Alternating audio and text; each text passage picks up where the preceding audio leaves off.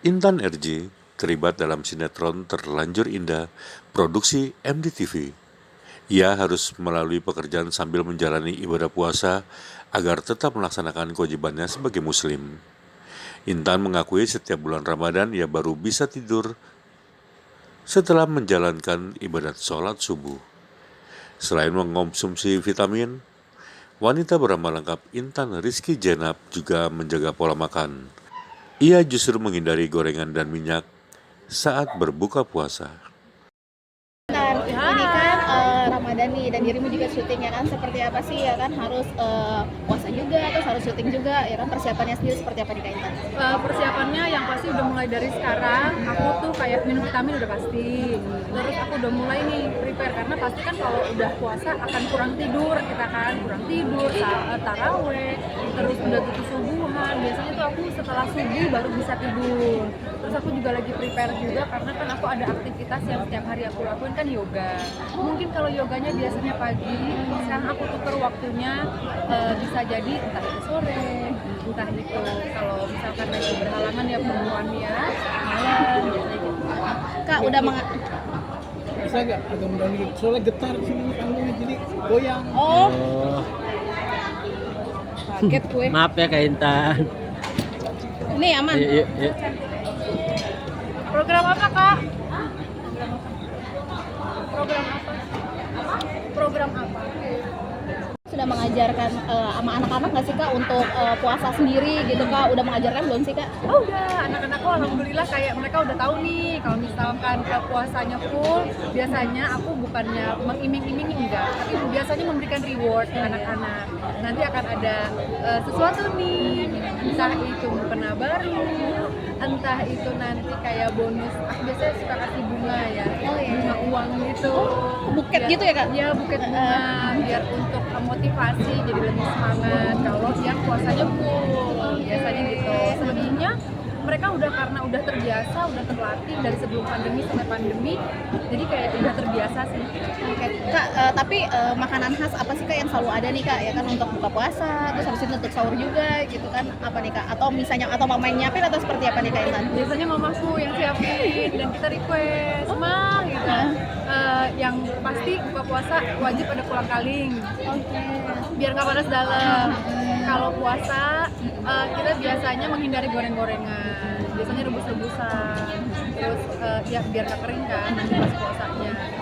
Nah Kak, bagi waktunya sendiri nih ya kan Kak, antara anak-anak, syuting, terus habis itu dirimu juga kadang nge-host kayak gitu-gitu, seperti apa nih Kak? Apalagi di bulan Ramadan sendiri nih. Karena kita sekarang teknologinya udah canggih, jadi aku biasanya nggak terlalu kesulitan untuk membagi waktu. Komunikasi aku biasanya via telepon, via video call, terus via WhatsApp of course sama anak-anak. Kalau misalkan aku lagi nggak ada syuting free, biasanya aku bener-bener matiin handphone, balik handphone, kita bener-bener quality time sama anak-anak, mau kemana, mau gimana, mau ngobrol apa aja, really quality time untuk anak-anak. Jadi kalau di rumah ya udah bener-bener buat anak-anak full. Tapi kalau misalkan aku harus syuting, mereka mengerti sih dan selalu tuh telepon, cerita, "Ma, aku tuh di sekolah gini." Jadi nggak pernah ada kesulitan. Nggak prioritas utama aku dalam hidup of course anak-anak. Jadi mau sesibuk apapun mereka telepon, cerita, pasti aku dengerin.